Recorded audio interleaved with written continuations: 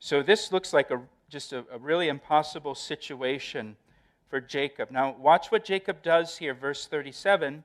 Now Jacob, he took for himself rods of green poplar and of the almond and chestnut trees.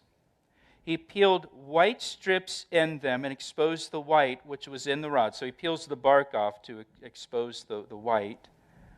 Verse 38, and the rods which he had peeled, he set before the flocks in the gutters, in the watering troughs, where the flocks came to drink, so that they should conceive when they came to drink. So the flocks conceived before the rods, and the flocks brought forth streaked, speckled, and spotted. Now again, he's only got solid colored sheep and goats to work with here, but they bring forth streaked, speckled, and spotted, the sheep that Jacob gets to keep.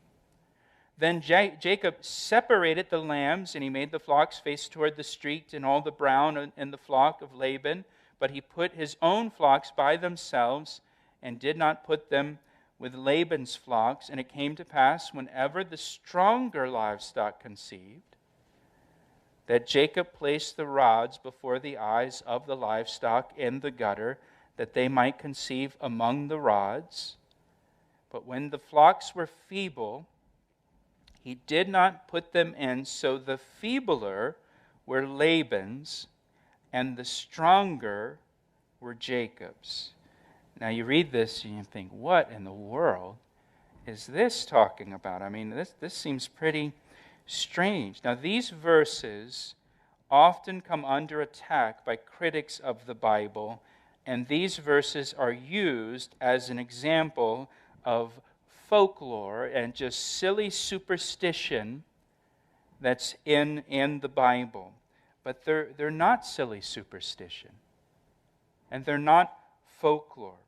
What did Jacob do? Jacob took branches of poplar, almond, chestnut. He peeled off the bark, and he placed the branches in the drinking troughs of the sheep. Okay.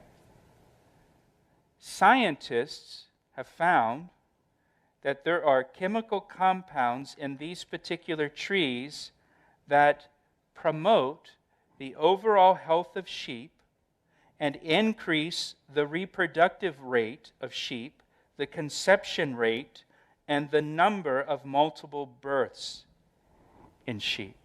I have an image, Ben, if you want to bring that image up for us.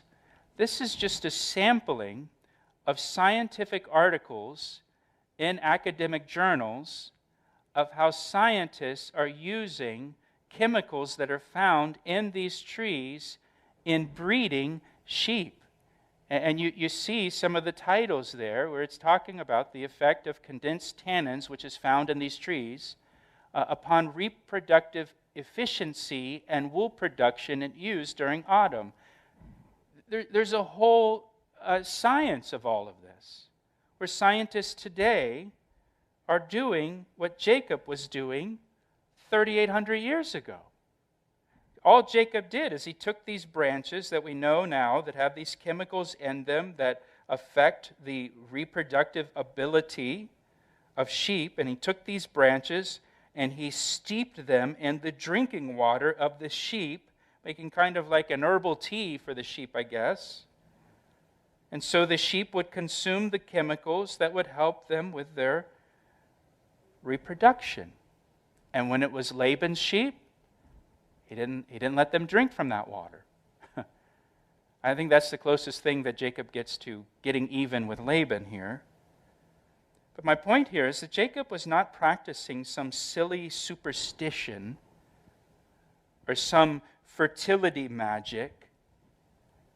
These different branches didn't somehow magically determine the coloring of the sheep. He was practicing science, pharmacology, animal husbandry, 3,800 years ago, doing things that are still studied and practiced today by scientists and farmers. Listen, you can trust the Bible. It's not a book of fairy tales or superstition or folklore. The Bible is the Word of God. And it's true. Every word of it. Every word of it. And I want you to note here what Jacob does. Jacob is put into a very, very difficult situation where he totally gets ripped off again by Laban. And what does Jacob do in this situation? Jacob did, listen, he did what he knows to do as a shepherd. It's all that he did. He knows about sheep. He knows about breeding sheep. He understands that. He's a shepherd. And so what Jacob did in this very difficult situation is he did what he knew to do as a shepherd. And God miraculously blessed his efforts. Moses had a shepherd's staff. That's what God used. David had a sling and a stone. He knew how to use that because he was a shepherd, and he had used that sling and that stone to kill a bear and kill a lion. He could use that. And here with Jacob, well, Jacob did what he knew to do as a shepherd. When you face a difficult situation, when you're looking at something that just seems impossible, and you're thinking, what do I do? What do I do? What do I do? You just do what you know to do, whatever that may be, as simple as that may be. You just do what you know to do, and you trust the Lord to do what He will do.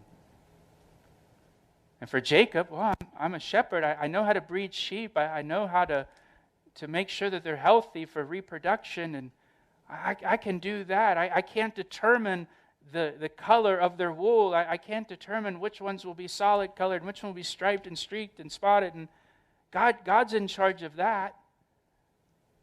But I can do what I know to do. I can do my part. And I can trust the Lord to do the rest.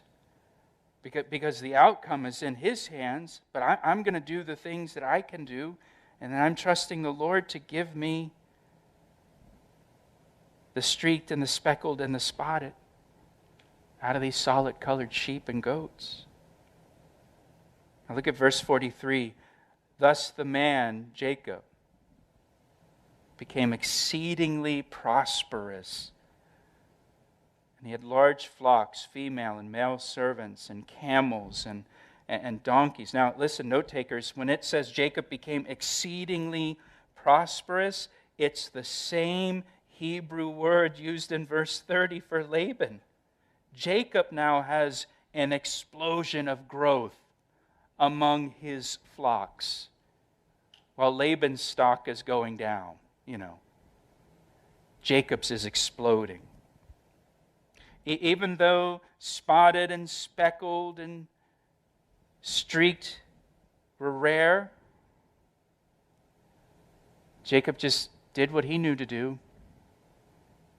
And God increased his flock miraculously, as we'll see in chapter 31. Just do what you know to do. Do the part that you can do. I can do this. I've got a shepherd's staff.